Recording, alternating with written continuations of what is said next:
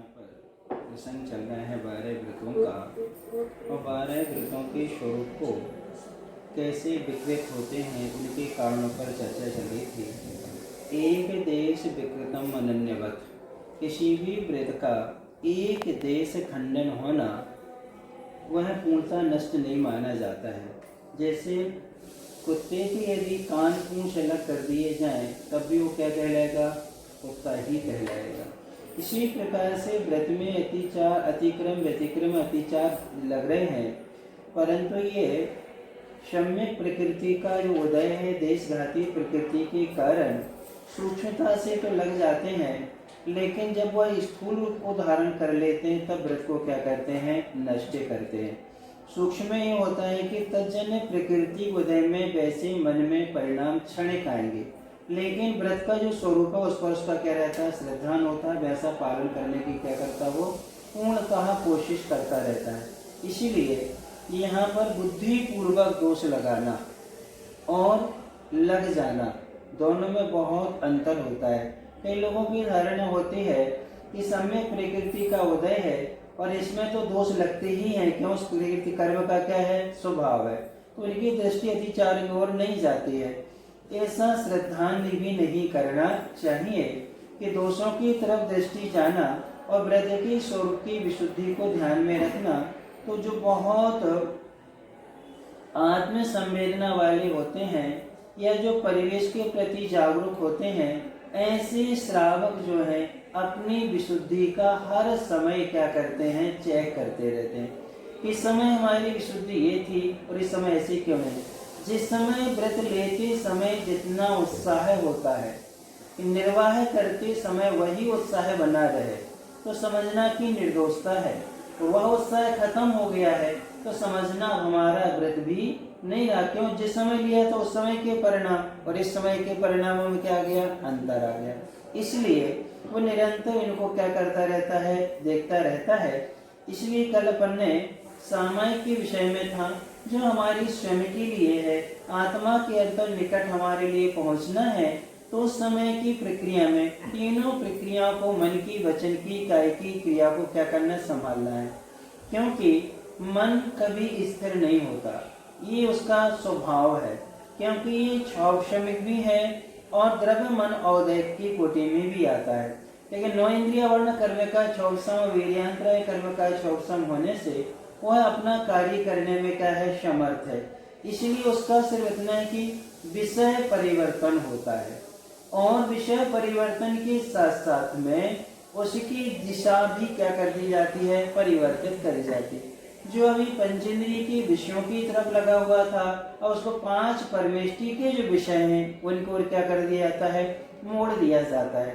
तो काय की दुष्चेष्टा और वाणी की दुष्चेष्टा और मन की दुष्चेष्टा, सबसे पहले मन में विचार आते हैं। कहाँ विचार आते हैं?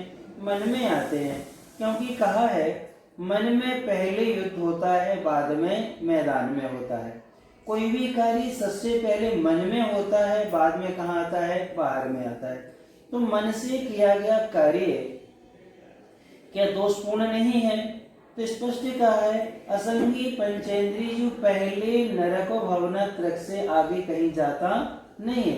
पहली नरक की 10,000 की आयु जो कही गई है वो असंगी पंचेंद्रिय की कही गई। किसकी? असंगी पंचेंद्रिय की। संगी पंचेंद्रिय कभी नहीं बांधेगा, वो जघन्य से उत्कृष्ट वाली को क्या करेगा और मध्यम वाली को क्या करेगा? बांधेगा। तो जैसे शरण जी ने बांधी 84,000 वर्ष, 10,000 नहीं ला पाए, क्योंकि वो सिर्फ असंगी के लिए ही क्या है? उतना है। तो मन नहीं है, उनसे जो पाप होता है, तो मन के माध्यम से पाप नहीं दिखते, तो अनुभाग सिर्फ किससे पड़ रहा है? उसका वचन से और काय से। इसलिए तीव्र स्थिर भाग नहीं पड़ता है, और अपना मन से सबसे ज्यादा क्या होता है? स्थिति अनुभाग पड़ा करता है। संगी पंचेंद्रिय सबसे ज्यादा बांधता है। तो ये मन की हमारे लिए ध्यान में रखना है कि उसकी दुष्चेष्टा ना हो पाए। यानी जो मन है वो 5 परमेष्ठी या उनकी विषयभूत जो 12 व्रत हैं या 12 भावनाएं हैं, 16 कारण भावनाएं हैं, इनके विषय में या जो 24 या 14 या 20 या मारणाएं आदि होती हैं, 14 गुणस्थान आदि होते हैं, इनमें अपने मन को क्या करना, लगाए रखना। कितने समय में? सामयिक के समय। कई लोग माला ले लेते हैं, यहाँ गुड़िया खिसक जाता है, मन कहाँ खिसक जाता है उसका पता नहीं चलता। इसलिए ये सामयिक का एक दोष भी माना गया है, गिनना या माला से करना। और प्रायश्चित आदि की मालाएं हैं, उसके लिए विधान है, आप कर सकते हैं, उनको गिन सकते हैं। लेकिन सामयिक में तो सिर्फ ध्यान को क्या है किया जाता है, उंगली आदि को, आंगोपांग आदि का संचालन नहीं होता है, उच्चारण भी नहीं होता है, क्योंकि उपांशु, वैखरी आदि जापे के क्या है, भेद हैं, ओंठ आदि का भी संचालन नहीं होता है। तो यदि हम बैठ जाए ध्यान अवस्था में और यदि मान लो नमोकार मंत्र भी पढ़ना है, तो हम उंगली का संचालन ना करें, ना माला लें, एक बार पढ़ें और मन में ही हम एक बार क्या रखें, याद रखें। यह हम 24 तीर्थंकरों के नाम याद है। एक बार नमोकार मंत्र पढ़ा, ऋषभनाथाय नमः, दूसरी बार पढ़ा, अजितनाथाय नमः, ऐसे करते करते एक बार में 24 हो जाएंगे। तो हम 4 बार में क्या कर सकते हैं, उसको 96 बार हो गया। फिर इसके बाद में हम 9 बार और क्या कर लेंगे, पढ़ लेंगे उसके लिए। तो इस प्रकार से हमारी माला हो सकती, फिर मन भटकेगा नहीं, क्योंकि मन भटका और आप गिनती क्या हो जाओगे, भूल जाओगे। लेकिन अपन ने क्या ले ली, अब मन कहाँ चला जाता है, उच्चारण कुछ हो रहा है, उपयोग हमारा डाइवर्ट हो जाता है। तो ऐसी चेष्टा से बचना है। फिर इसके बाद में वाणी की चेष्टा, उस समय मंत्र का ही उच्चारण हो, अथवा जैनागम के जो विषयभूत पदार्थ हैं, श्रुति के जो विषय हैं, उनका हमें क्या करना, उच्चारण करना है। यानी कि मारना है। जीव समास आदि सूक्ष्म क्या है, बादर क्या है, 2 इंद्रिय, 3 इंद्रिय, 4 इंद्रिय क्या है, यानी कि कैसे हम रक्षा कर सकते हैं, कैसे इनका हम उपकार कर सकते हैं, ये निरंतर क्या करना, चिंतन करना। नरक में जो जीव हैं उनके दुखों को हम कैसे बचा सकते हैं, वो कैसे सुखी होंगे, या तिरंच आदि कैसे सुखी होंगे, इन सब का चिंतन कर लेना। इसके लिए स्तुति बोलना या सामयिक पाठ का पढ़ना, या फिर कोई स्तोत्र है, या कोई पूजन की जयमाला आदि है, 12 भावना, वैराग्य भावना है, समाधि मरण छोटा बड़ा है, ये अच्छे से क्या करना, उच्चरित कर लेना। ये तो क्या कहलाएगा, आपका वचन। लेकिन यदि अन्य बातें करने लगे, गाना गाने लगे या कुछ और गाने लगे, कुछ भजन धर्म की ओर ले जाते हैं और कुछ भजन हमें विषयों की ओर भी क्या है, ले जाते हैं।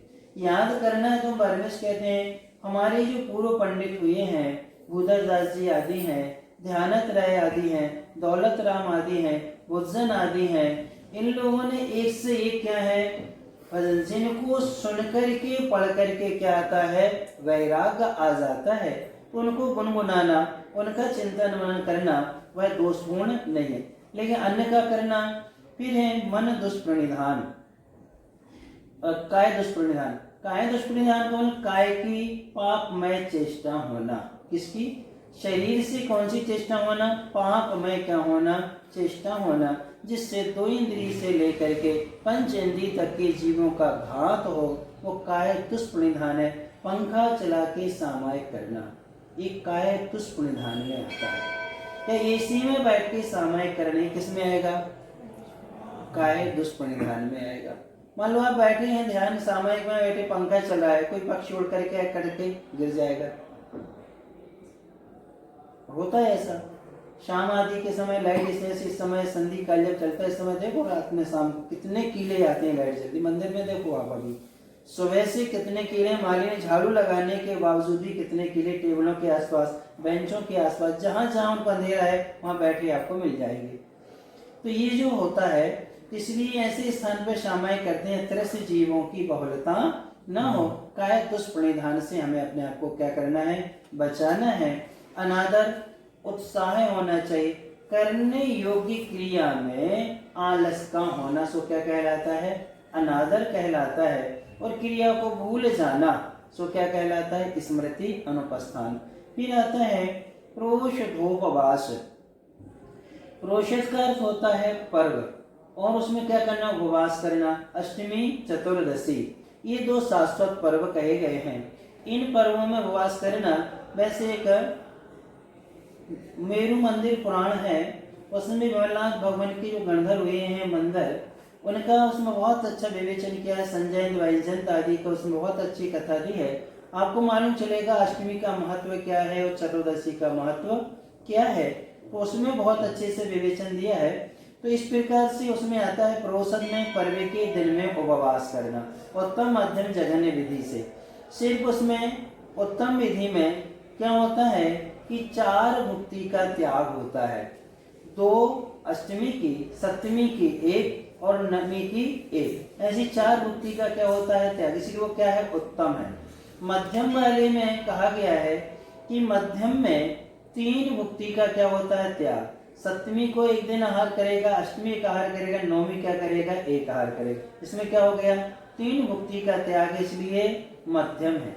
लेकिन जो सप्तमी को दोनों टाइम, अष्टमी का निर्जल उपवास होता है, इसमें महात्मा 2 भुक्ति का त्याग हुआ है, इसलिए क्या कहलाएगा जघन्य कहलाता है। ये क्या कहलाता है जघन्य। तीनों दिन एक आसन करना मध्यम, और सप्तमी को 1 आसन, अष्टमी का निर्जल उपवास और नवमी को 1 आसन, ये कहलाती है उत्तम विधि। अब तीनों विधि में से शरीर की शिथिलता के कारण या स्वास्थ्य आदि के कारण अप्रत्यवेक्षित अप्रमार्जित उत्सर्ग, बिना देखी सोधी हुई भूमि पर मल मूत्र आदि का विसर्जन करना। शरीर के 9 द्वार हैं, 9 द्वारों से निकलने वाली विकृति को बिना देखी सोधी भूमि में क्या कर देना, विसर्जित कर देना, ये कहलाता है पहला अतिचार, यानी खड़े खड़े थूक देना। अब वहाँ कौन से तरजीव हो सकते हैं कोई पता नहीं। और आपने जो मुक्का या नाक आदि का बलगम आदि थूका है, अब उसमें कोई भी चर इंद्रिय जो उस पर बैठेगा, तो जैसे ही बैठेगा उसके पंख चिपक जाएंगे, वो तड़प तड़प के वहीं क्या हो जाता है, मर जाता है। तो इनके लिए देखी सूधी भूमि पर जहाँ स्वच्छ स्थान है, आपको यदि ऐसी समस्या है तो रेत का डिब्बा या राख आदि का डिब्बा आप रखें, उसमें आप विसर्जित करें और ऊपर से उसको क्या कर दें, राख या रेत आदि उसको क्या कर दें, ढक दें, ताकि उसमें जीव हिंसा ना हो। ये इसी पर लघु शंका आदि का ध्यान रखा जाता है, और दीर्घ शंका आदि का भी क्या रखा जाता है, ध्यान रखा जाता है। श्रावण शोले आदि के पानी का भी ध्यान रखा जाता है कि तिरस जीवों का विघात ना हो, ऐसे स्थान पर से ऐसी क्रियाओं को क्या है करना। फिर इसके बाद में आता है आदान, अप्रत्यवेक्षित प्रमाद जो तो शर्गादान, यानी कि अब बिना देखे सोधे उपकरणों को ग्रहण करना। पूजा के उपकरण है, यह हमारे वस्त्र आदि हैं, या फिर भोजन आदि के क्या है बर्तन आदि हैं, इनको क्या कर लेना, ग्रहण कर लेना, बगैर देखे बगैर सोधे। इनको ग्रहण करने से आचार्य महाराज की, उपाध्याय महाराज की, साधु महाराज की पूजन करना है या भगवान की पूजन करना है, बाजोटे घसीट करके क्या करना, उठाना, और बगैर देखे सोधे चिटाई आदि ली और वैसे क्या है जमीन को मार्जन लेके और क्या हो गए बैठ जाना, ये कहलाता है आदान में। फिर आता है तीसरा अप्रत्यवेक्षित प्रमाद संस्तरोपक्रमण, यानी कि बिस्तर। इसमें क्या आते हैं, उसमें आती सारी वस्तुएं, और इसमें आती तीसरे में बिस्तर आदि, बगैर देखे शोधे बिस्तर आदि पर बैठना, चिटाई आदि पर बैठना, शयन आदि करना। अब आपके यहाँ जो फर्नीचर होता है, सोफा आदि होते हैं, कब आप उनको निकालते हैं, कब साफ होते हैं? आपके जो बेडरूम के जो बिस्तर आदि होते हैं सबके सेट रहते हैं, उसमें कब निकलते हैं? कुछ नहीं, अपन ऊपर का चादर लिया झटकारा और क्या कर दिया, बिछा दिया, और अपन ने क्या कर लिया उनको, कई बार उनकी छिपकली आदि नीचे घुस जाती हैं, कई बार चौरिंद्री या लाइट में आने वाले कीड़े आदि क्या हो जाते हैं, छिप जाते हैं, करवट बदलते और क्या होते हैं, वो मरते हैं। मच्छर आदि से भी क्या होता है, विघात होता है। कई बार कपड़ों में क्या देखते हैं लोगों के, खून लगा रहता है, करवट बदला है, ओढ़ा है, मच्छर क्या हो गया उसमें मर गए निद्रा में, हमने थोड़ी ध्यान दिया, काटा अपन ने ऐसे हाथ पटक दिया, उसमें क्या हो गया। तो ये जो कहलाता है। फिर जिन उपकरणों में खटमल आदि जीव उत्पन्न हो जाते हैं, अब उन पर क्या करना, शयन आदि करना, तो क्या होगा। अब व्रतियों के घरों में खटमल का होना बड़ा आश्चर्य की बात है, ये विकृति है। प्रति के शरीर में जू आदि का होना ये भी विकृति ही है, यानी वह अपने व्रतों के प्रति क्या नहीं है, सावधान नहीं है कि हमें किस अवस्था में कैसे बालों को रखना, कैसे पसीना आदि आया है, तो कैसे हम शरीर को अपना क्या रखना, व्यवस्थित करना, क्योंकि ये जीव उत्पन्न होंगे, इनका क्या है, भले यहाँ कई लोग निकाल करके कटोरी में रख देते, धूप में छोड़ देते हैं, जब उनका उत्पत्ति का योनि स्थान जो है जैसे वो परिवर्तित होगा, नियम से उसका क्या होगा, प्राणों का वियोग होगा। आप ही को ही है, आपको उठा करके मलिक खंडों में रख दिया जाए, कैसा लगेगा आपको? आप अपने घर में रहते हैं और आपको उठा करके झोपड़पट्टी में रहने के लिए मजबूर किया जाए, रख दिया जाए उठा करके, आपको कैसा लगेगा? तो कई लोगों को देखा जहां उनको घर में जितनी अच्छी निद्रा आती, दूसरे घर में नींद नहीं आती। चाहे धर्मशाला आदि में अपनी यात्राओं पे जाते हैं, जितने निश्चिंत हम घर में रहते हैं, दूसरी जगह नहीं रहते। अब फिर उन जीवों का क्या हुआ जहाँ उत्पन्न हुए है, तो उनको मरे, इसलिए सावधानी रखना। संस्तर में ये सब आ जाता है, कौन सा, त्रस्त जीवों का घात ना हो, पहनने से, ओढ़ने आदि से, शयन आदि में। फिर इसके बाद में आता है अनादर।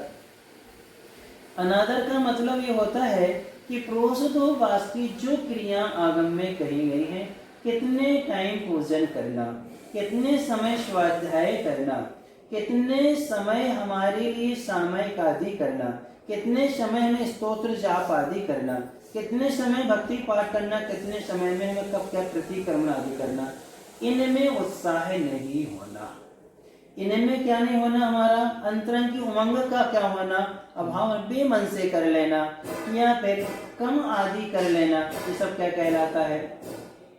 अब यात्राएं करते हैं, यात्राओं में कैसे प्रोषोभास का पालन होता होगा, ट्रेनों में कैसे इसका पालन होता होगा, बसों में कैसे पालन होता होगा, यानी सब चीजों को हमें क्या करना है, विचार करना है कि हम व्रत लेकर के भी इन स्थितियों में हम कैसे करेंगे।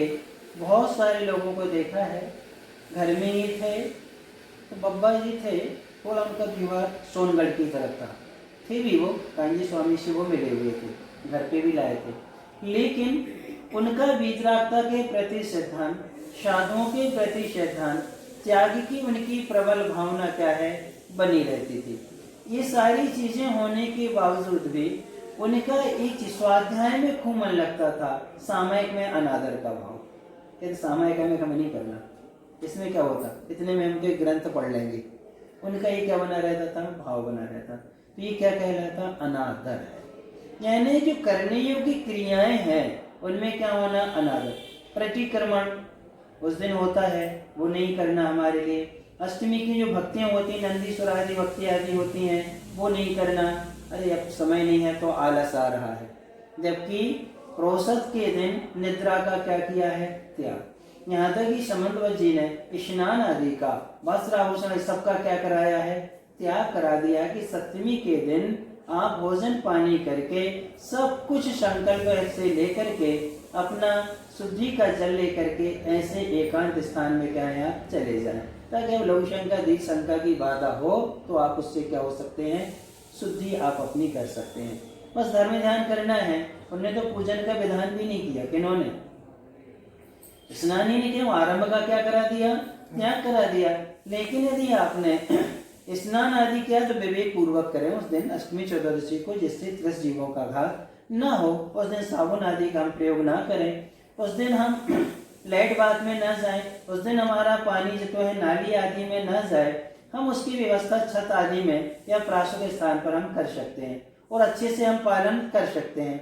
लेकिन इन सब में क्या होना, अनादर का क्या होना, भाव हो जाना, ये क्या कहलाता है, प्रोषदोपास का अतिचार है।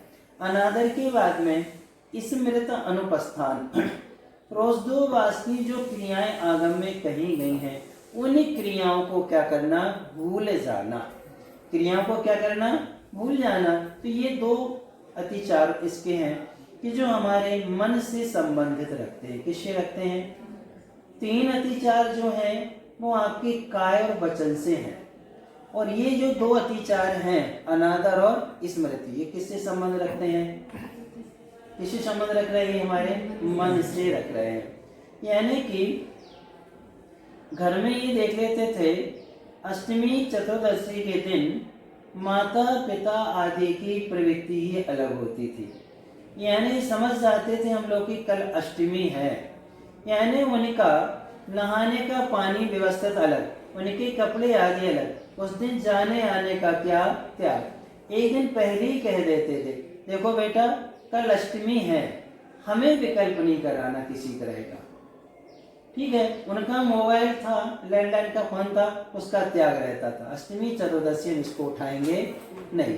तो हम भी कह देते थे कि आप तो निर्विकल्प होकर के रहें, सारी जिम्मेदारी हम लोग क्या करेंगे, संभालेंगे, क्योंकि महीने में 4 दिन तो ऐसे अवसर आते हैं और उस दिन यदि हम नहीं करेंगे आप तो चाहें तो बंद कर लो।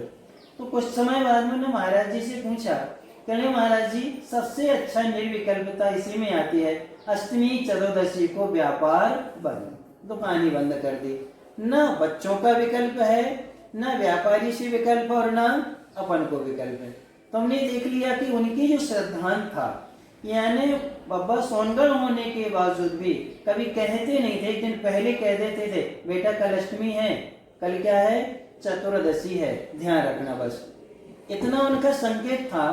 तो हम लोग उस दिन दुकान ही नहीं खोलते थे, हम लोगों को मजा हो जाता था कि चलो आज संडे है अपना तो, और उस दिन अच्छा रहता था।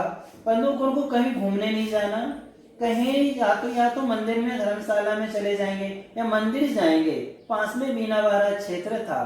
तो हम लोगों से एक दिन पहले ही कह देंगे बेटा क्षेत्र पर छोड़ा हम लोगों को, कल दिन भर हम लोग वहीं रहेंगे और दूसरे दिन तुम क्या करना, लेने आ जाना। ऐसा कर लेते थे, अन्यथा कहते आप तो निश्चिंत होकर के वहां से 2 किलोमीटर दूर एक मंदिर और पड़ता है भावे जी का, आप तो वहां चले जाओ, बस तो आराम से धर्म ध्यान को क्या है करना है।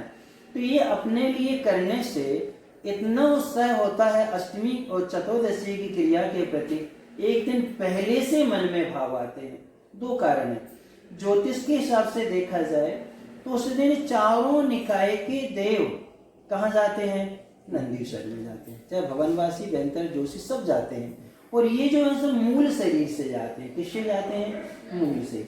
अपना बैकरी शरीर कहाँ छोड़ के जाते हैं, अपने अपने भवनों में आदि में क्या है छोड़ के जाते हैं। उस दिन का संचालन उनका पूरा विक्रिया से होता है, मूल शरीर से नहीं है। मूल शरीर से वो निरंतर क्या करते हैं, 48 घंटे धर्म ध्यान, 24 घंटे होते हैं उनके, धर्म ध्यान में क्या है उनके निकल जाते हैं। तो उस दिन ग्रहों की भी अनुकूलता होती है, क्योंकि जो ग्रह होते हैं उनकी क्या होती है, अनुकूलता। वो जो पुण्य पाप की वजह से देवों में जो शापानुग्रह की शक्ति होती है, अष्टमी चतुर्दशी के दिन ना तो वो अनुग्रह करते हैं और ना किसी का अपकार करते हैं। कौन, ये देव। क्यों, मूल शरीर से कहाँ है वो, नंदीश्वर में है। तो जब वो पंचनी विषय का सेवन नहीं करते हैं और वो किसी का ना उपकार करने आते हैं और ना किसी का क्या करते हैं, अपकार करते हैं, तो उस दिन सा जैसा पवित्र दिन और कोई माना नहीं गया है। इस प्रकार से अष्टमी चतुर्दशी अपने घर में परिवार में संस्कार नहीं है, प्रतिमा कोई बात नहीं, एक दिन पहले सबको संकेत हो, कल अपने घर में कुएं के पानी का ही भोजन बनेगा एक दिन, और दिन में ही बनेगा। इस दिन बड़ी पापड़ अचार मुरब्बा मसाले आदि सब आज के ही क्या होंगे, शुद्ध होंगे। आज शुद्ध भोजन हम भी करेंगे, आपको भी क्या है कराएंगे। सूर्य अस्त के बाद में हमारा भोजनशाला क्या रहेगी, बंद रहेगी। आज के दिन हम साबुन सोडा आदि का प्रयोग नहीं, आज के दिन हम टीवी में फिल्म आदि नहीं देखेंगे, आज के दिन हम मोबाइल आदि का प्रयोग नहीं करेंगे, निश्चिंत हो जाएं। तो क्या आप एक महीने में 4 दिन इतना नहीं निकाल सकते अपने लिए या अपने परिवार के लिए? यदि आप इतना करोगे तो परिवार के वो संस्कार आगे व्रतों में क्या होंगे, परिवर्तित होंगे। लेकिन अपन ही क्या करते हैं, हमके जो गुमास्ता एक्ट आदि के जिस दिन दुकान बंद होती है उस दिन आप बात बंद करो, लेकिन कब बंद कर लो, अष्टमी और चतुर्दशी को। व्यापारियों को जितने भी सबको पहले ही संकेत दे दो कि हमारी स्थिति में दुकान क्या रहती है, बंद रहेगी। या आपका आधुनिक समय है, मोबाइल है, 2 दिन पहले मैसेज कर दीजिए ना, इस तारीख को हमारा प्रतिष्ठान क्या रहेगा, बंद रहेगा, लेन देन हम इस स्थिति में नहीं करेंगे। हम लोगों का था, हम लोग बैंक भी नहीं जाते, कोई मतलब नहीं।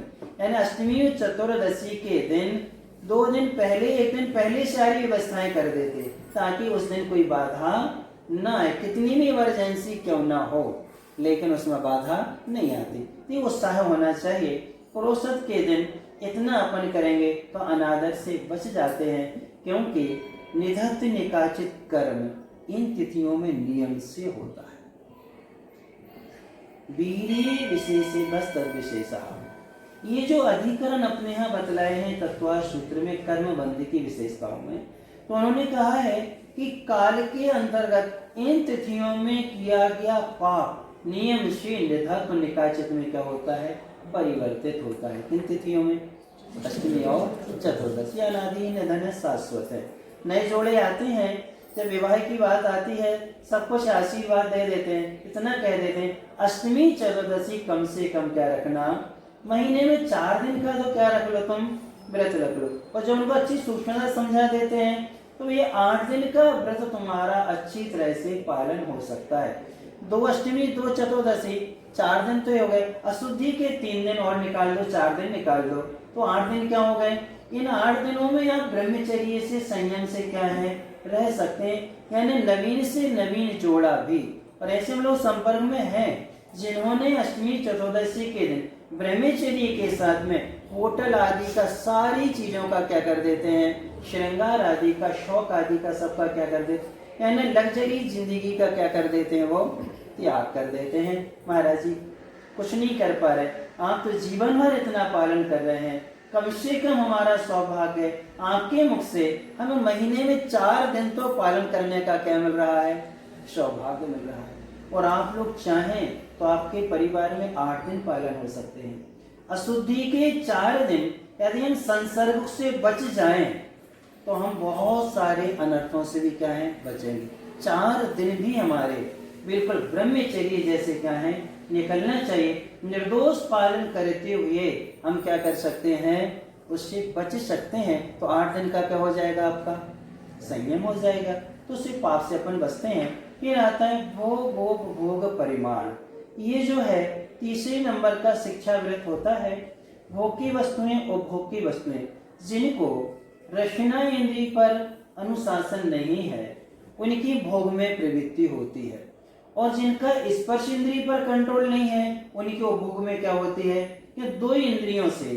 फिर इसके बाद में चक्षु इंद्रिय और कर्ण इंद्रिय, ये दोनों जो हैं, चक्षु इंद्रिय हमारे लिए नए नए अच्छे अच्छे दृश्यों को प्रेरित करती है, और कर्ण इंद्रिय अच्छे अच्छे गीत बात आदि सुनने के लिए क्या करती है, हमारे लिए वाद्य करती है। तो इस दिन क्या करना है, भोजन से संबंधित है ये पूरा का पूरा। भोग भोग परिमाण किससे है, भोजन और वस्त्र आदि से। सबसे पहला सचित्त, यानी कि सचित्त वस्तु का प्रयोग करना। चित्त का अर्थ होता है चेतना, चेतना से, चेतना या सह सचित्ता, चेतना के साथ में जो होता वो कौन कहलाता है, सचित्त कहलाता है। यानी जिसमें जीव उत्पत्ति है, जिसमें जीव है वो क्या कहलाता है, सचित्त। उससे दूसरा है संबंधित, उससे संबंधित क्या होना, द्रव्य होना। आहार चल रहे थे, एक ने फल दिया, उसको तोड़ा, उसके अंदर जीवित इल्ली थी, जीवित क्या थी, जीव थे, अंतराय कर दिया, छोड़ दिया।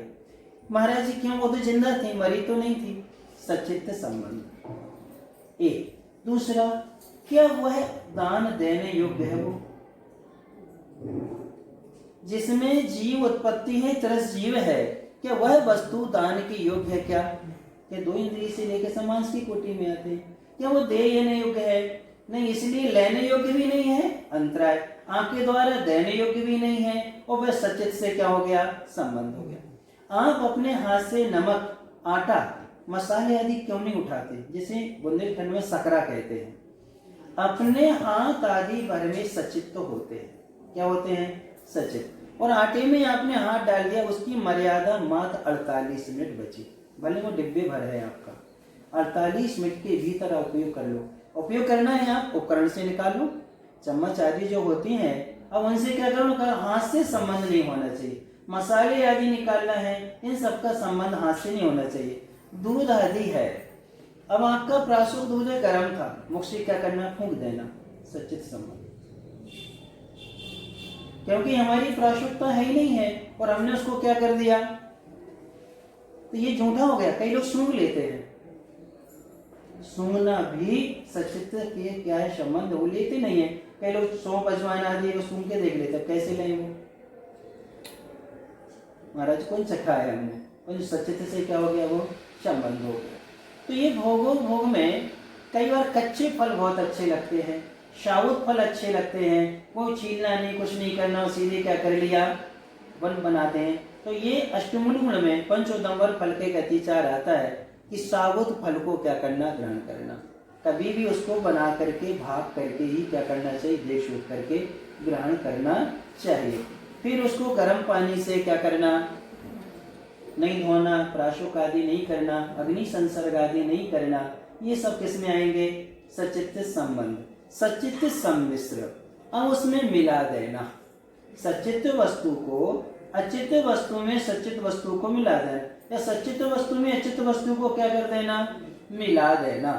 अब आपके यहाँ पर बहुत सारी ऐसी चीजें होती हैं जो सचित्त से संबंध रहती हैं, एक साथ रखी रहती हैं टोकनी में, अभी तो संबंध है उनका, फिर उनको क्या कर देना, मिला देना। ठंडे पानी में गर्म पानी, गर्म पानी में ठंडा पानी मिला देना, या जो सचित्त वस्तु है वो इसके साथ में मिला देना। कई बार देखते हैं फल आदि ने झट से क्या किया, यहाँ महाराज के हाथ चलन की जो चीज बनाई जन बैठ के तत्काल तैयार करने लगेगी, और बना करके क्या वहीं किसने लगेंगे, या उसी में छीलने लगेंगी, बनाने लगेंगी, उस चीज उठा करके रख करके दे देते। ये सब किस में आता है, सचित्त मिश्र में आता है।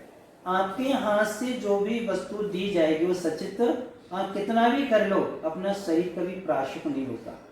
गर्म पानी से भी हाथ धो लो तब भी वो प्राशुक नहीं है, क्योंकि चेतना का संबंध हमारा क्या है उसके साथ में निरंतर। और एक ही जो वनस्पति फल आदि होते हैं, जब ये वृक्ष टूट करके अचित हो गए हैं, अब अचित होने के बाद में साबुत गेहूं चने आदि हैं, ये सब योनि सचित्त कहलाते हैं। इनको हवा मिट्टी पानी का संयोग मिलेगा तो क्या हो जाएंगे, अंकुरित हो जाते हैं। ये साबुत अनाज का क्या करते हैं, अंतराय करते हैं।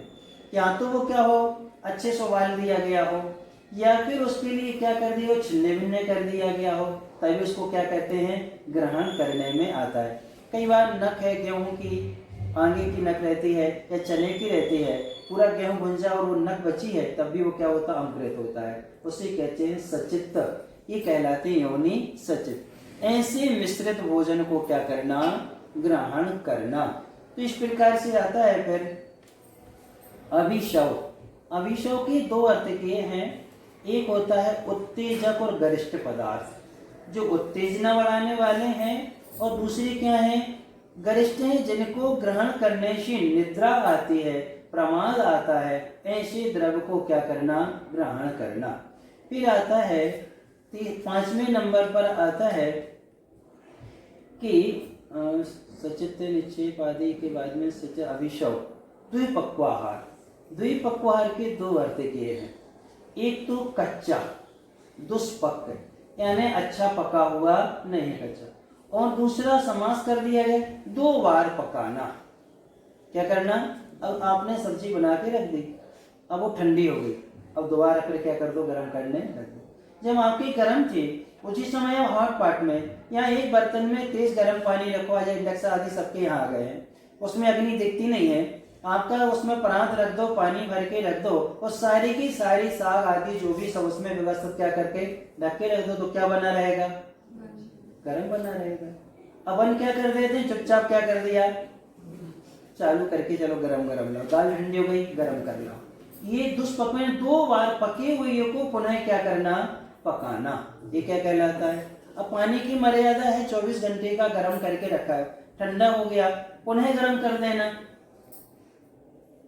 तो ये श्रावक का विवेक होता है कि साधु को कितना गर्म हमें चलाना चाहिए, वैसी व्यवस्था करके क्या है वो रखा करता है।